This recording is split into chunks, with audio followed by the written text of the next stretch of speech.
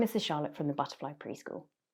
Teaching your child to read can be really tricky, and the curriculum has changed a lot since you were last at school. Through this video, I'm going to give you some tools and tricks on how to teach your child to read. Do remember to stick around to the end, as I've got some wonderful tips on how to embed this learning. Today we're going to be covering how to teach your child to read. This is one of the most important phases of their learning. Children learn to read and then they read to learn. If they can't read to learn, then they will fall behind in all other areas. Don't worry if your child is older and still learning to read. I will give you lots of brilliant tips along the way on how to get them to a place of reading to learn. Do remember, if your child's dyslexic, they need to see words and letters 200 more times than an average child. An average child will tend to see a word or letter 10 times and then be able to remember it. So hopefully this helps you with your child's stage of reading. If your child is struggling, then do start at the beginning of these stages, as missing one of these stages out can have a detrimental effect on their learning. Make sure you stick around to the end, as I'll give my 3 top tips on how to teach your child to read, which I've used with my children, one being dyslexic. The first stages of learning to read are hearing sounds. Your child can't learn how to read and sound out cat if they can't hear the sounds that make up that word. For example, k, at, cat. The way you can help at home is by reading to your child, pointing out the letters, also some initial sound games. What does milk start with? For milk. What about cat? K, k, cat. Can you hear that sound? In nursery, we have some really fantastic indoor and outdoor sound games, as well as instrument games. I've put a link up in the corner below. Take a look with your children over these activities and run through them, as hearing the sounds is the first stage of learning to read. If they can't hear sounds, then we don't want to go on to the next stage until they can hear these sounds. Here's my first tip on how to teach your child to read. We play a lot of I Spy games, not only at nursery, but I do at home, and they're great for the children learning and listening what words begin with. I spy with my little eye something beginning with k, k. K is for cat. You can play these games. They might not get them first of all, don't worry. Especially if you've got older siblings, they can help out. But the more they hear the sounds of the letters and the words, this will embed their learning. What we do in our home is we get our children to lie down outside on the grass, close their eyes, and tell us what they can hear. It's amazing to use all your 5 senses, and this is a true Maria Montessori way. Why don't you have a go at home and let me know how you get on? Once they're proficient in hearing sounds in the environment and being able to complete those I Spy games, then we can move on to the phonetical alphabet. In nursery, we teach the phonetical alphabet. I'm going to go through each letter so you know the correct sound that each letter should make. At nursery, we use Jolly Phonics to teach our phonetical sounds. It's worth having a chat with either your nursery or school to see what phonetical program they're learning. It's worth sticking with the same phonetical program that your school or nursery are learning, otherwise they do start to get confused. If you have a look in the description below, I've put some links on some Jolly Phonics activities and resources that we use in nursery, as well as links to some of our other alphabet and phonetical sounds videos. We start teaching sounds when children are 3 years or over. They've got to have really good vocabulary, at least 200 to 500 words, and be able to speak in sentences. If they can't do this, then don't go on to phonetical learning. Take some time and get their vocabulary wider before we carry on with this phonetical learning. I'm going to go over all the alphabetical phonetical sounds so you know the exact sound the letter should make. This is really important as a parent helping a child to read. They might also correct you if you don't have the correct sound. So listen carefully, and you can always watch along with this video with your child. We use the sandpaper letters in nursery for the first stages of learning their letters and their sounds. I'll put a link in the description below. Within this video, we're going to use animated letters, so hopefully your child can watch along with you. Our first sound of the alphabet is A. Hopefully it's up here in the corner. You say A, A. A is for ant. The second letter is B. B is for ball. Then we have K, K for cat. D, D for dog. E, E for egg.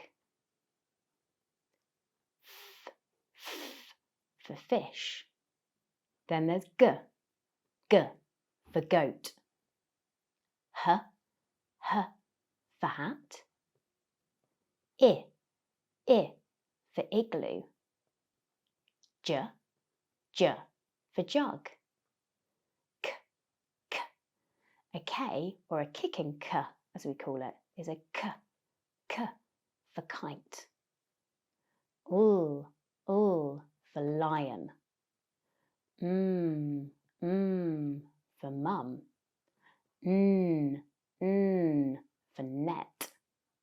O for orange. P for pig. Qu for queen. R for rabbit. S for snake. T for tennis. A for umbrella. V for van. W for wind. X for X-ray. Y for yo-yo. And Z for zebra. Hopefully that gives you a good idea on how all the phonetical sounds are sounded. At nursery, we normally learn 3 letters a week, and this is a really good way on how to start your children off learning these letters. We also use the Jolly Phonics program. They have a song for each individual letter. I've put the links in the description below. These are a really fun way of teaching your children to read. Remember, keep watching to the end to hear my top tips on how to teach your child to read. Now we have our final activity in this video of how to teach your children to read. This activity is initial sounds.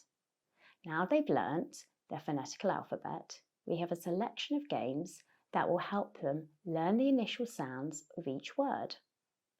We're using the first 2 stages of this video, hearing sounds, then learning the phonetical alphabet and putting them into practice in this initial sounds game.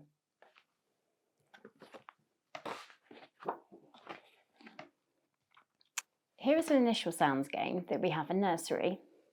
All of our activities are in a box or a basket because we're Montessori.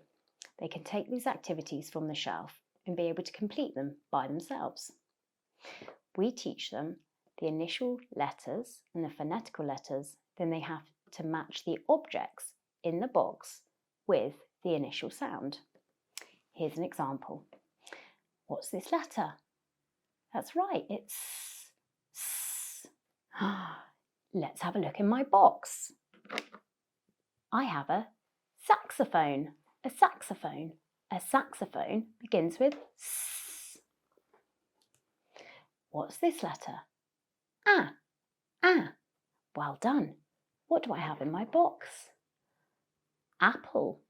A. A for apple. This letter is T. T. T. What do I have in my box? T. is for turtle. Again, we can do this card. We always have 2 cards in a box. For the children that are beginning to learn their letter sounds, they might stick with 1 card. For those children that are more advanced and know a few more of their sounds, they can extend their own learning by selecting both cards. What's this letter here? That's right, D, D, D. Should we have a look in my box?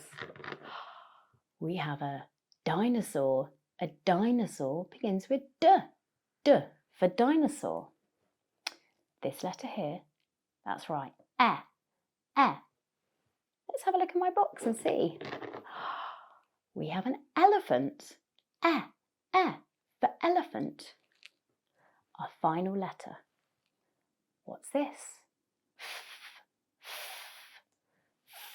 Oh, what do I have in my box? I have a ribbit, a frog.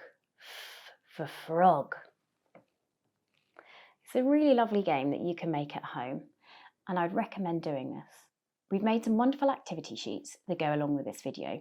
Have a look in the description below, and I've put a link, along with other links, for Jolly Phonics and all the other activities we have mentioned in this video.